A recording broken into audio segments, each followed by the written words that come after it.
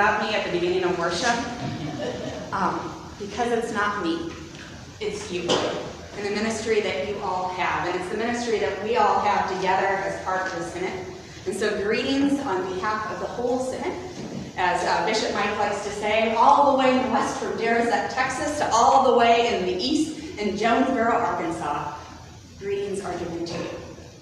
And so thank you for the ministry that you do here as All Saints Lutheran Church, and also the ministry that you help facilitate as part of our greater Synod and the greater church.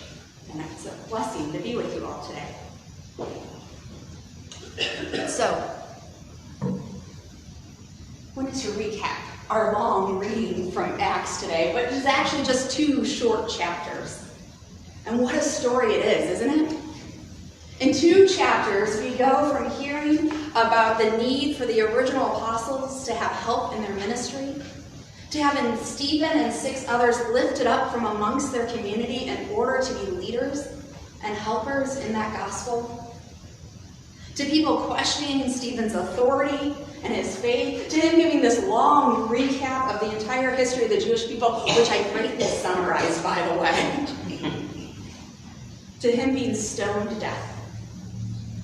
It's quite the ride in 2 short chapters. But going back to the beginning, why was Stephen lifted up as a leader, as what we now call a deacon, in the first place? It's because there was infighting between 2 groups. The Greek followers of Jesus were fighting with the Jewish followers of Jesus. I'm sure you can't relate at all. There's been no infighting here between the St. Marks and the Redeemer and the Ascension people at all, right? Good to hear.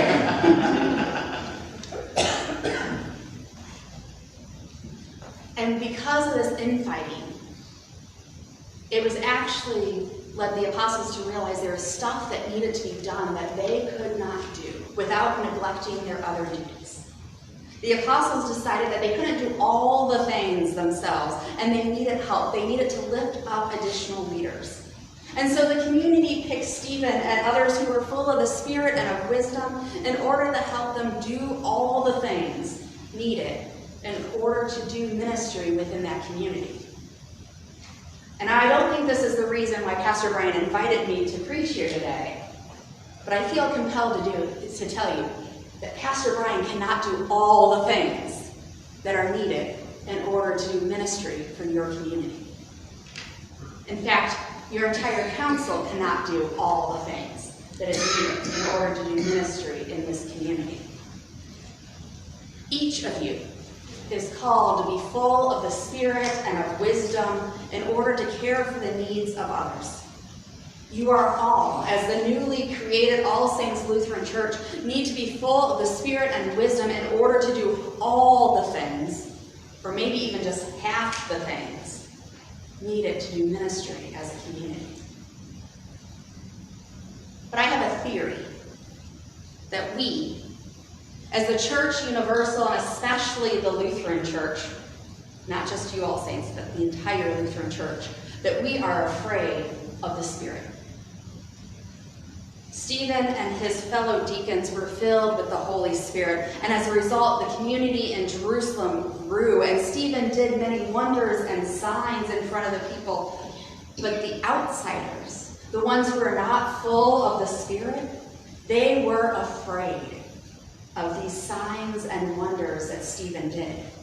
They were afraid of where the Spirit was calling them, of how the Spirit was allowing these new things to happen, of how they were being pushed out of their comfort zones, of how things were changing.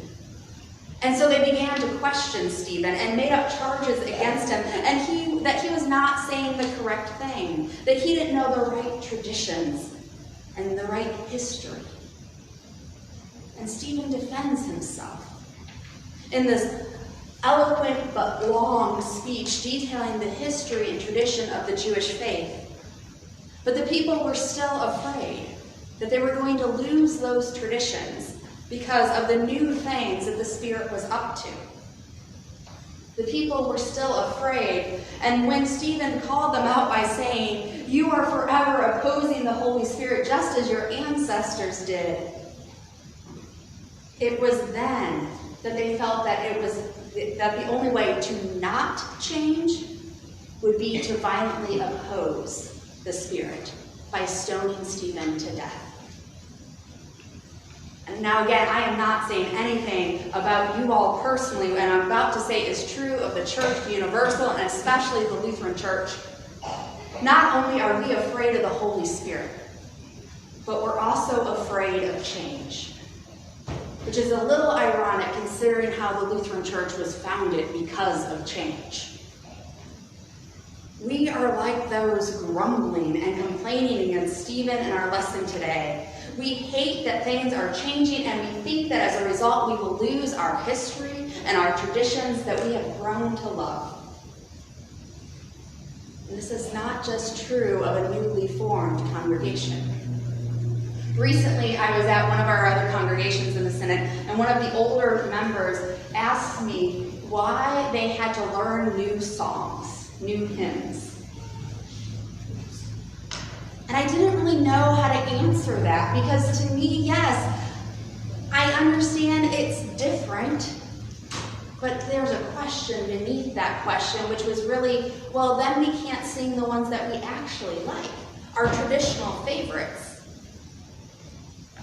And what I should have lifted up instead, and what this person forgot, is that all hymns were new ones. And some of our favorites, like "Great is Thy Faithfulness," "I Am the Bread of Life," "I'll Fly Away," "Lord of the Dance," "The Morning Has Broken," and "Thy Word," are all written within the last 100 years, or at least in English within the last 100 years. And while slightly older, "Lift Every Voice and Sing" was only publicized nationally in 1970. Because our grandparents and parents were willing to learn new things, including new hymns, we now have traditional favorites. And we cannot create new traditions unless we are open to new music and new opportunities and new experiences and new ministry now.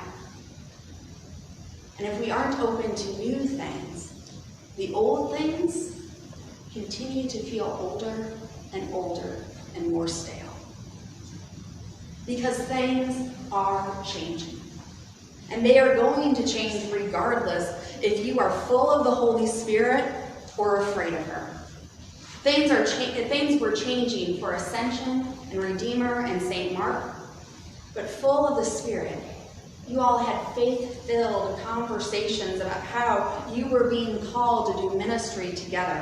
And because you were full of the Spirit and wisdom, you called Pastor Brian to be your pastor a little over 4 years ago in order to be your joint pastor.